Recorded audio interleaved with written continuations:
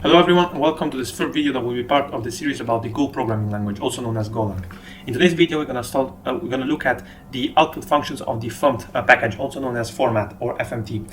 And in particular, we're going to look at three very important functions, and these are, I'm going to write them already: print function, the Println function, and the printf function. At this point, you should be a little familiar with just one of these, and that is the Println function. So this one. And you should probably understand that this function is responsible for outputting stuff out to the terminal, but maybe nothing more than just that. And to this video, I'm going to actually explain what the Println function does a little bit more in depth, and then also see what the print functions and the printf functions do and how they differ from the Println function and why we would want to use them. So we're going to start with the print function. And the print function essentially just outputs the value we pass in to the terminal. So just like the Println function did in the last videos, but there's a difference.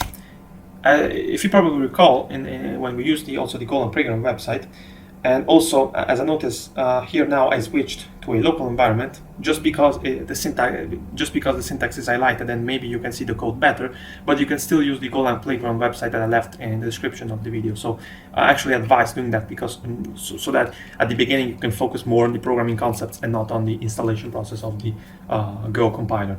But with this said, the print function just outputs something to the console, but it does it in a slightly different manner than the Println function.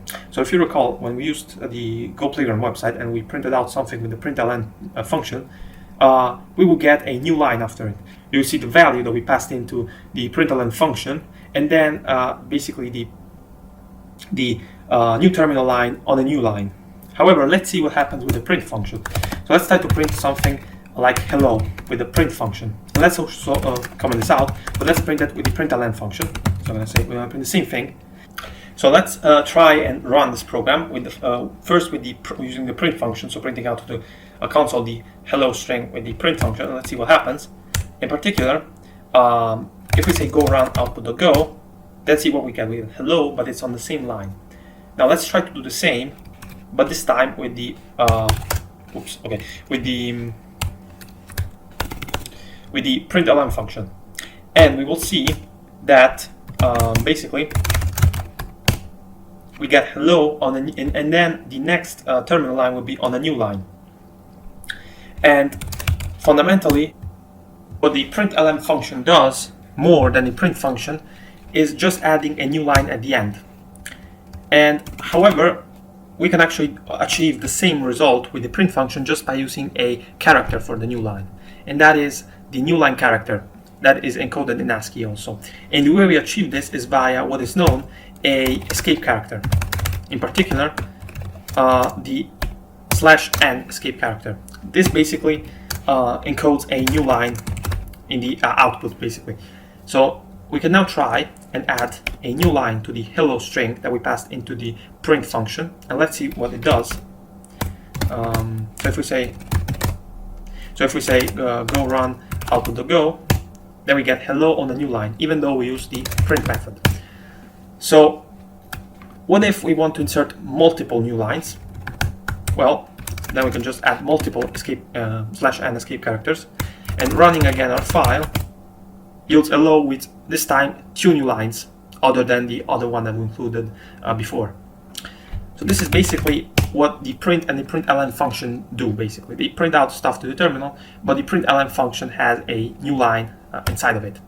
If you have used Java before, then it's basically the same as Java. But if you have not used Java, don't worry about it, because of course, because this video is supposed to be accessible to everyone, even with no prior programming experience, of course.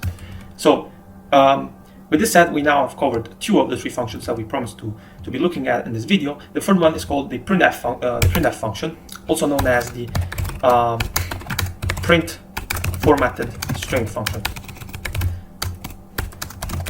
So in the last videos, we also saw how you can pass in variables inside the print and Println function to make them print out to the screen. So suppose we had like a variable, a string, for example, such as name, type string, and equal to John, for example, and then a var name2 string equal to Jack.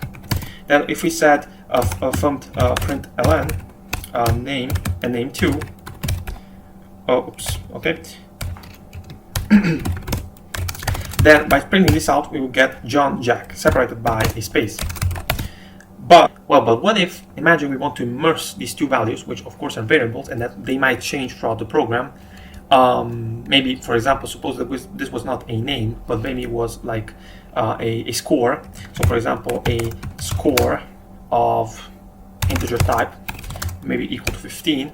And then you had here score, for example. Let's run this, you will get 15 Jack. So you could say Jack has scored 15. The score, of course, can change throughout the program, because imagine you're trying to write a game, maybe of some sort, and then the score gets updated every time a player does something. And, well, then suppose you want to print something out, which is dependent on one of these variables, which might change throughout the program, and you want to print it in a certain format.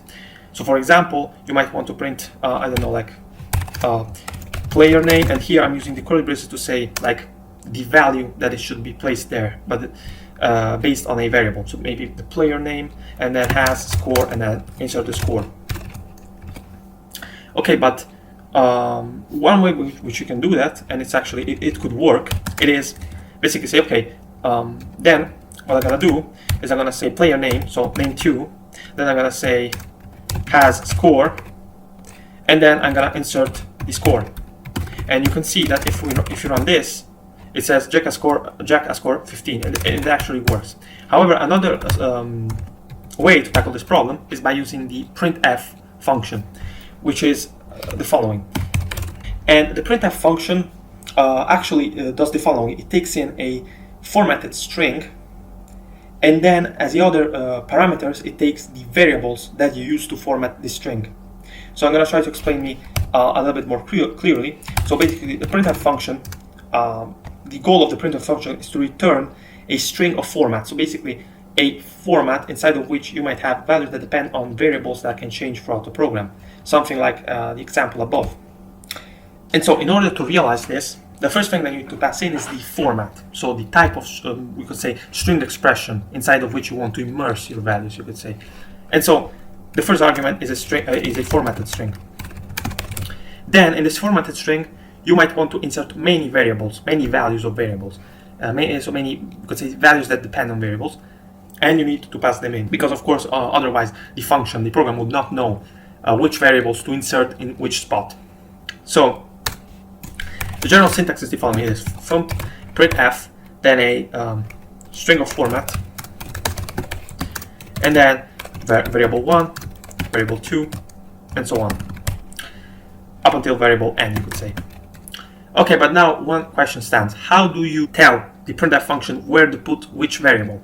Because at this point, I'm sure you understand that the printf function basically takes a string of format, and then it says, okay, at this spot, you take the value of this variable and you insert it here, and then the other one you insert it somewhere else. But how do you say exactly where to insert each one? And well, we do this we use formatting verbs. And there are many formatting verbs in Golang. Maybe we will see all of them in the next video. In this video, we're gonna only see a couple of them. And these are the following. So the first one is the %v formatting verb. And the %v formatting verb basically says to the printf function, here you can insert the value of the variable. So it basically, if you want to be more technical, it inserts in the formatted string, in the output, the value in a default format, because there are also other formats to represent a value of a string. We will see it in the next video. Then the second formatted string that's very important is the %T formatting verb. And this formatting verb basically gives a Go syntax representation of the type of the value. So basically, we're gonna look at examples of both of them, because I'm sure it will become immediately clear what they do once we see an example.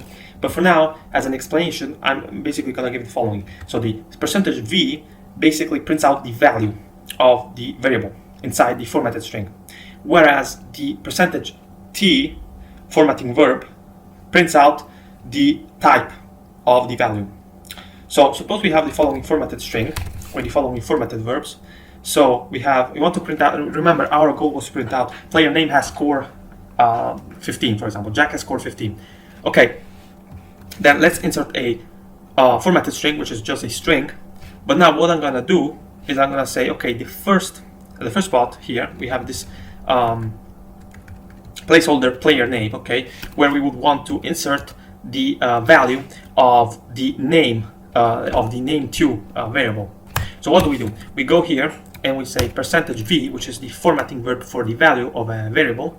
Then we say has score, and then %v again, and then what we do, we pass the variables in order that we inserted inside the formatted string. So this will be name2, and then score.